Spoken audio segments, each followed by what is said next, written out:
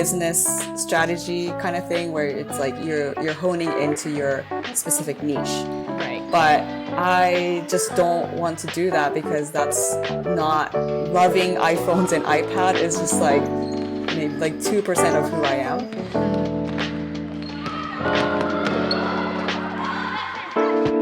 Hello all and welcome to Muko's Corner.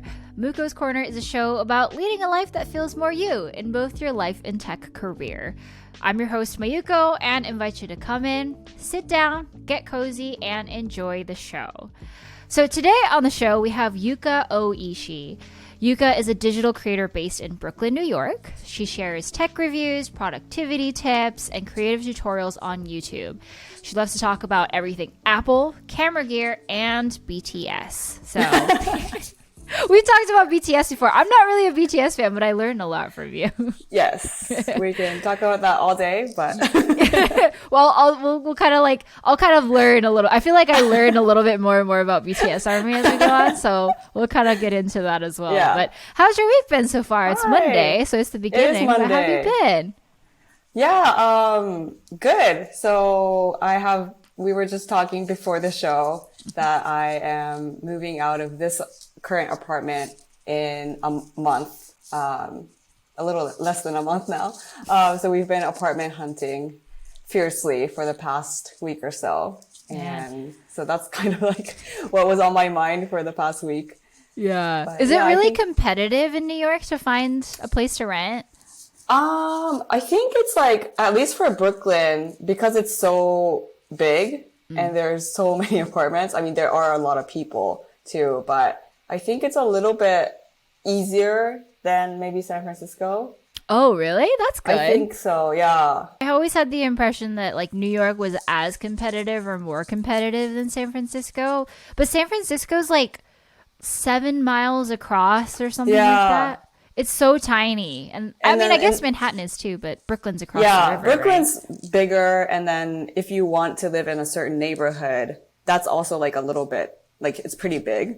And in San Francisco, there's, like building laws that don't allow you to like build past like 4 stories or whatever in some areas. So I think there's like definitely like a housing shortage. That makes sense. In certain areas if you really want to live in that neighborhood or whatever. Right. So I think there's less of that here. Yeah. And there's good transportation in New York too. Yeah, like, you yeah, can live in surrounding areas, no problem. Yeah. Whereas like the Bay, it's like if you live in Oakland, good luck with a BART. Like, yeah. And I don't drive, so. Wow, New York like is really perfect for you. New York is perfect, yeah. Well, on the show today, I have a few topics lined up about kind of like creativity, freelance, also being bilingual because a lot of your content is like in mostly Japanese these days. Yeah. I know you used to make English content and stuff as well, but we can kind of see where the time takes us. So actually, you and I know each other through the internet, right? I think we met on initially. Instagram. No, we were both on Rebuild, which is a Japanese tech podcast. And I think we met that way or something. I think I reached out and I was just like, I'm going to be on Rebuild. And I saw you were on it. Hi. Yeah, I think, we kind of like noticed each other through that and then started talking, like DMing each other. Yeah. We probably only hung out like 3 times or something like that. Yeah. Because we used to live in the Bay Area together. We went to VidCon together and stuff. So most of our interaction has been online. That's true. I mean, for those of you who don't know Yuka's content, like I really admire your stuff because it's so like creative focused and it's very just like every time I watch a vlog, I'm just like, man, I want to get to like Yuka's level and like filmography and editing. Yeah. Also, all of your like recent stuff of just like your career series too has such good animations and everything. And I'm just like, I feel like I asked you earlier and I was just like, Yuka, where do you find your animations? Like, how do you do these colors and how do you do all that? And you're just like, I just Google it. And I'm like, where are you looking? Because I can't find them.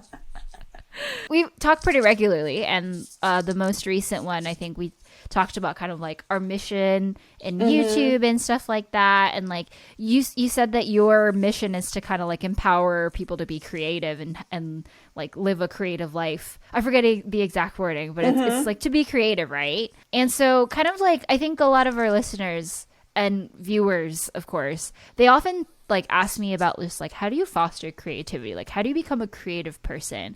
I think also because like my background's in like the sciences and stuff, it's just like there's this so like juxtaposition of you're either technical or sciencey or you're creative. So how do you think about your creative process? Like, walk us through that. What are you thinking about? What are you feeling? One thing that it reminds me of is, so I used to work at Pinterest for 5 years. And Pinterest's mission was really similar. They've also changed their mission statement throughout the years, but basically we wanted people to use Pinterest to like get new ideas and try new things and get inspired, and then like not just consume those ideas, but just like go out and do those things and just put it in action. And that's something that I really liked and really felt passionate about while working at Pinterest. And one of the things that we talked about when we were going through that like mission statement is like, why do people feel like they're not creative?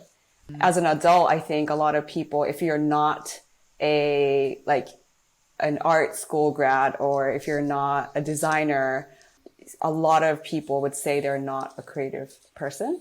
But I don't think that's true. And you don't have to have a creative labeled career or education to be creative. I actually don't have that either. So even at Pinterest, I was like a program manager and wasn't doing like design or anything related to video at all. But I was able to just learn for myself. Basically, like 99% of the things I've learned is through YouTube. Just Google whatever I need to and learned. Most of the things is like teachable and like learnable by yourself. But I think it's just that mindset of people thinking that it's not possible for them, or they're not artistic enough or creative enough to just get started or like try it out. Yeah. Wait, okay. Can I ask you a little bit more about your time at Pinterest? Because I don't think we've actually really super dove deep into this before. But like, what was it like working at Pinterest? Like, now that you're talking about like, it's a lot about like fostering creativity as a company. Like, were there a lot of creative types there? Like, how like Silicon Valley to like San Francisco tech startup was it? Like, what was it like? I think compared to other Silicon Valley companies, it was probably like the culture was probably a little bit more creative and like artistic than maybe some other like very, very tech focused companies. So like one of the values that we had at the time is like called knit. It's like knitting, but it means to it's kind of like related to, you know, content on Pinterest. Like knitting is like a huge topic, but also about intervening different parts of the company, different functions, and really weaving those in to make something great. So it's like about collaboration. And I really like that word because it just like kind of really has a good meaning and really represents the culture that Pinterest had at the time. So cool. Yeah. So I think there no was other company has a value called knit. Right? I think like from what I've heard from other companies, maybe some companies are like very, very design driven and like designers are at the top of the hierarchy, or like engineers are like treated like God and they get to do whatever they want. But I feel like Pinterest had a pretty good balance between all the different functions, and everyone was pretty nice. We had like a really nice culture. Everyone's really like collaborative, and sometimes like that could lead to like decisions not happening fast enough or whatever. But I think that was like a good culture fit for me, at least. That makes sense. I kind of get why you and I like fit so well, because like Patreon was also a much more creative company than the typical like software engineer, like Silicon Valley startup. But at the end of the day, it's still technology. And so like it had this kind of like under layer of creativity, like music and the arts and just like creation. But then at the end of the day, like a lot of us were there executing and like building stuff and like serving creative communities. And now we're both like full-time content creators. We bring a lot of what we learned from back then into our current work, right? Definitely. Yeah. Do you think you would have become a content creator if you hadn't worked at Pinterest? Like now that I'm hearing about how you're able to foster your creativity at Pinterest, like I think it's interesting sometimes like the companies that you work at become like a part of you and your identity and your work ethic. Like, do you think that had a huge impact? I think so. But even before joining Pinterest, I was really passionate about like creative or like internet platforms that allowed people to make a living off of it. So, like way back when it was like maybe YouTube was kind of like one of the first platforms that allowed YouTubers to be like make being a YouTuber their jobs.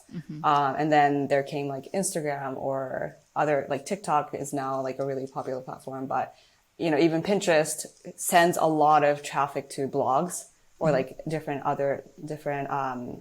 domains or other people's platforms. And that really allows them to have enough traffic or revenue through Pinterest. So it's kind of maybe not necessarily like original content hosted on Pinterest, but it's like a part of the ecosystem that allows creators to make a living on the internet. So that's actually one of the things I talked about in my like interview when I was interviewing for Pinterest. Like that's one of the things that I wanted to see more of in the world, because it just like opens up so many different opportunities for different people with different passions. So I've always been kind of passionate about supporting people like that. And now I feel like I just became one myself. Yeah. Like this was like written in the stars from like a long time ago that you were going to do what you do now. Maybe, yeah, now that I think about it.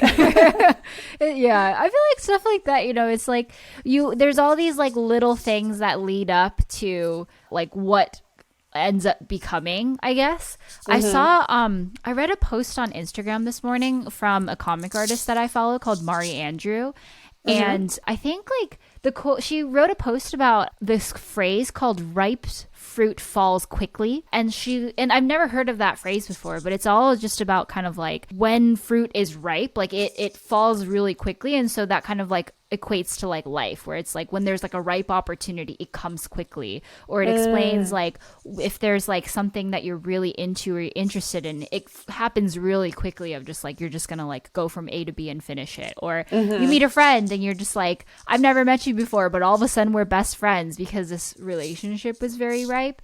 And she went on to talk about how like a lot of things in life, we don't expect that things are happening, like that fruit is growing, that things are flowering, that fruit is ripening. But when it is ripe, it falls quick, and then we notice that things are going on. And I feel like that's such like a creative's like mentality of just like even if it doesn't feel like you're outputting something or you're not being productive or whatever, like you just have to trust that things are happening. And like that's what makes it kind of scary a little bit, because you have to trust in the unknown. But I thought that was a really lovely thing that I read this morning. That's a really pretty way of phrasing it, I feel like. But maybe sometimes it's called a sign. Like you could call it a sign that like things happen quicker. Or I guess like maybe different cultures have different ways of saying it. But I definitely like, I feel like we've both like had moments in our lives where it's like, why is this happening so quickly? Like it's kind of scary when that happens, right? Oh, for sure. Yeah. I mean, you made a video recently about freelancing and like becoming a freelance content creator. And like you interviewed me and this other person named Horiguchi-san for it. It was all in Japanese. So can you kind of like recap that video for us a little bit? Yeah. So whenever I like do, AMAs on like Instagram stories or whatever, a lot of people ask me about freelancing and like what I did to prepare or what it's like. I think a lot of people are curious about how freelancing works or just how to get clients or whatever. So I just wanted to make a video, and it ended up being like 30 minutes long because like the interview I did with you and Horiguchi-san was like so good. I didn't like really want to cut anything out. So it became super long, but I think it was really helpful for people who are like kind of looking into that space.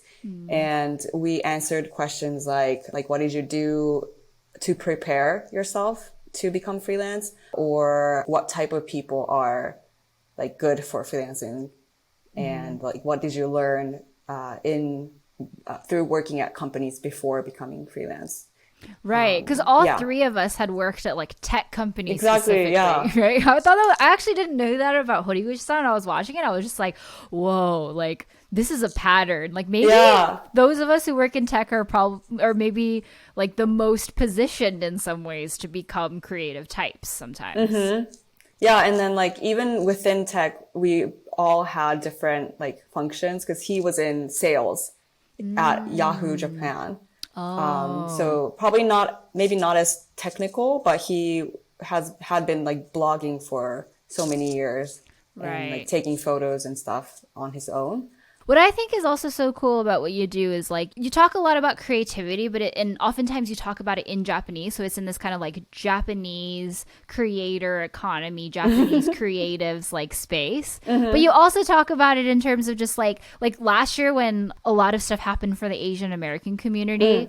You talked about that. You also like translate stuff that's happening in America to Japanese folks. But, like here's what's happening with Black Lives Matter and stuff. And I love this kind of like cross-cultural knitting, if you will, what you do with your content and stuff. So like, and I think that's also one of the reasons why you and I connect so well, of just like we share similar background of like being Japanese and like growing up in America. Right. And so like, I don't know, like how do you, like one topic that I often think about and talk about on my channel and other places is like how do you weave all of that together? And I don't know if that's something you consciously think about or not, but like how do you think about that in your own life and your own work? Yeah, so I think if I only did like if my channel and all of my social media was only about like iPhones and iPads, I think I would have more followers, or like I would grow so much faster, because it's just like business strategy kind of thing where it's like you're honing into your specific niche. Right. But I just don't want to do that, because that's not like loving iPhones and iPad is just like maybe like 2% of who I am. And maybe some people know me or notice me because of my iPhone review content or whatever, because it just like it gets more views than maybe other topics. But that's just not like the whole picture. And I do want to grow my channels and everything, but I also want to show who I am and kind of like be able to talk about different topics through my lens.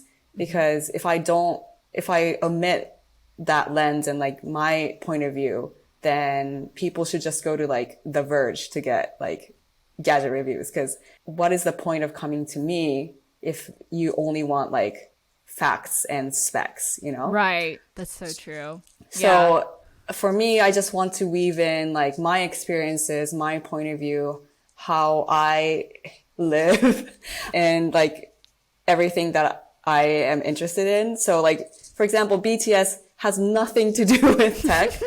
But sometimes it does, because like I got to review like BTS, like phone cases and AirPod cases. So sometimes it comes together. Sometimes it knits perfectly. Sometimes it doesn't. It's fine. But I feel like, just showing up as myself is just like what I enjoy. And I think some people may like that. Some people may just want tech content, but I just want to be me. I feel you there. Yeah. I often think about that for my channel too, where I'm just like, I could just make coding content, tutorial content, but like there's so many other great channels out there already that I think will do a much better job than me, really, truthfully. What would I even bring to the table? And it's not like making that content is like valuable, but is it like what I really want to do? Like, not really. Like, I want to talk about stuff that I'm interested in. So, like, whatever that might be, I talk about stationery a lot, and that's like the complete opposite of technology. It's like pens and pencils. Yeah. Like, that's old school stuff. But it's I so love fun. stationery too. Right? I mean, Yeah. maybe it's because we're Japanese, but I'm just like, I can't not use a pencil and pen and paper and stuff for things. But like, I feel like it's so satisfying when you find your people who like all of that. I don't know, like you probably have fans who are just like, I love BTS and I love Apple products and I love Notion tours and I love creativity. And then they find you and they're just like, Yeah. this is my person.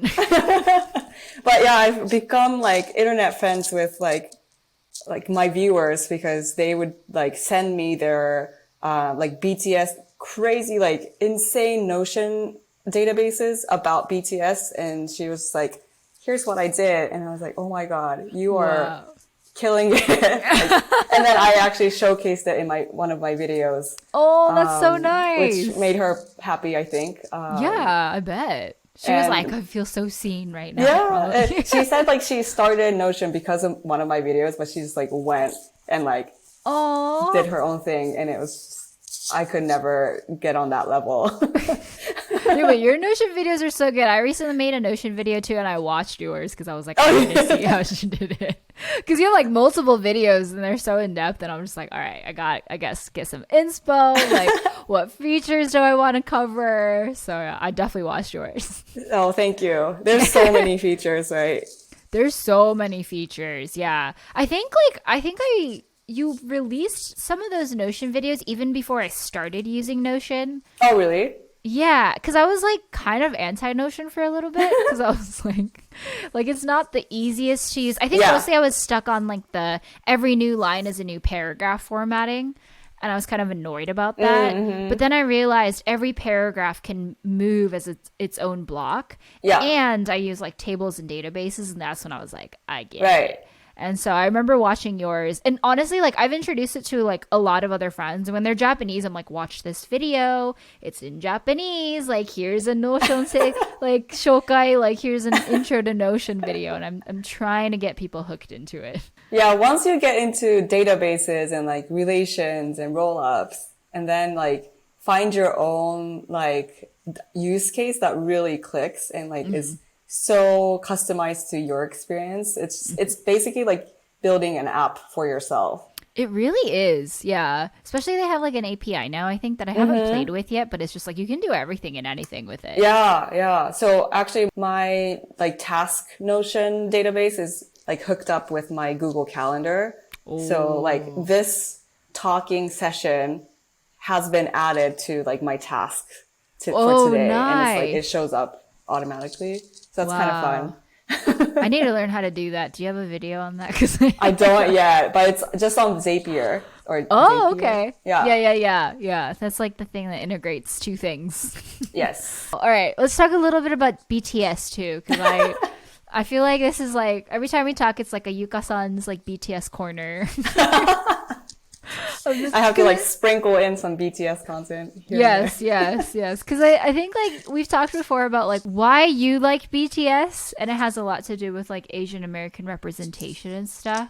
But like update me with like tell me more. I guess I don't even know where to, like what questions to ask. Cause I'm just like what BTS. I know probably a lot of the viewers here and listeners are gonna know a lot more. I hope so. I hope. I think some of your listeners are also ARMY. Yeah. Oh, yeah. It's like they're like everywhere, and I feel like it's so fascinating to see because for every other Asian related media that's ever been out there, it becomes this like it's like I don't know. For anime, it's kind of like. This is gonna sound bad, but I'm just like I kind of can tell if you watch anime or not because it's like kind of got that like otaku vibe sort of. A lot of people these days, like anybody watches anime because it's more available and there's different kinds and stuff. But like BTS, truly, I'm like I can't tell who listens and who doesn't. Yeah, honestly. It's so mainstream, right? Like yeah, can you tell based on their vibe if they might listen to BTS or not? Sometimes like there is a specific type of like clothing. I don't even know what they're called. Like a style? Like a style that I might be like, And also I just like look at people if I go to like a BTS event or like I went to a dance class the other day. I saw that on Instagram. That sounds so fun.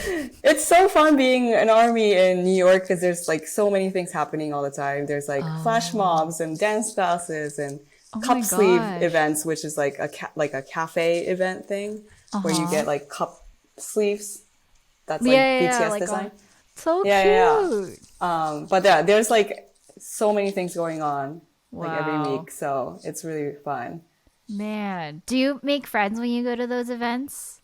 Sometimes, yeah. Like one time I was, when it's like somebody's birthday, like BTS or any other like K-pop group. Oh yeah. They do like a fan-funded advertisement on like a billboard at Times Square sometimes. Wow, that's power. It's so much. They have so much power. I went to go see it one time, and I was just standing there, and it was so cold by myself. And then I saw somebody with a BT21.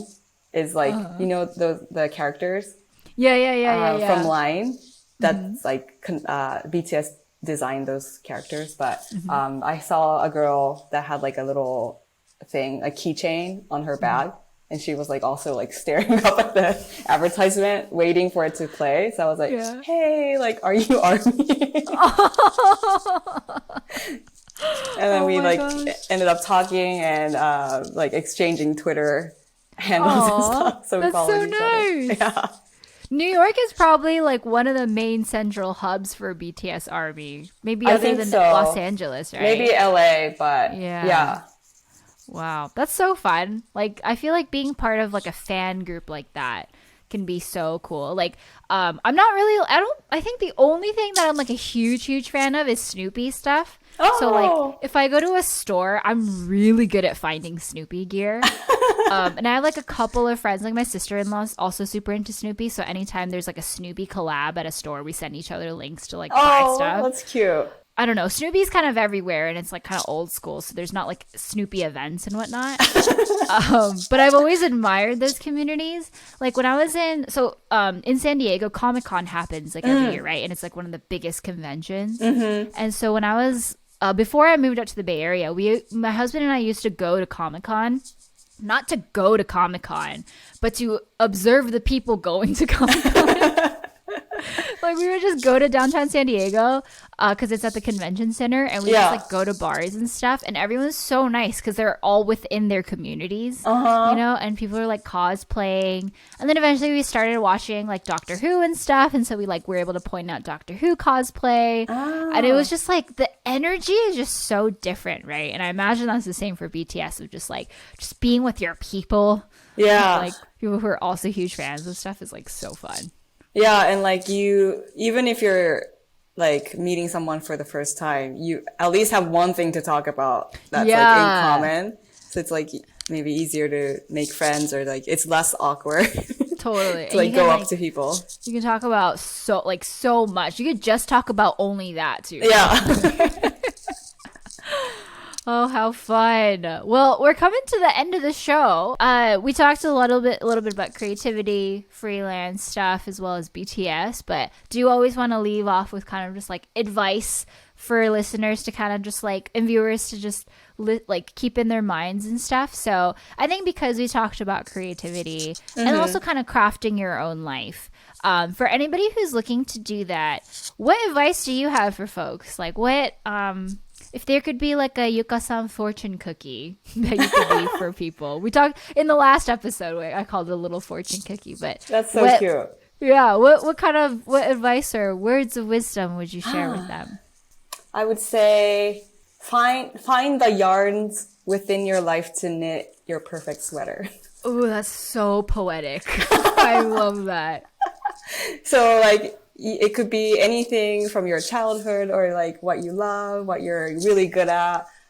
Just like blend those together and try to make something new, and you might create some magic. Wow, I love that. Make your own tapestry Yeah. by using what you have, your experiences. Mm-hmm. That's beautiful. I love that. Knitting has been a theme for today. Yes. Yeah.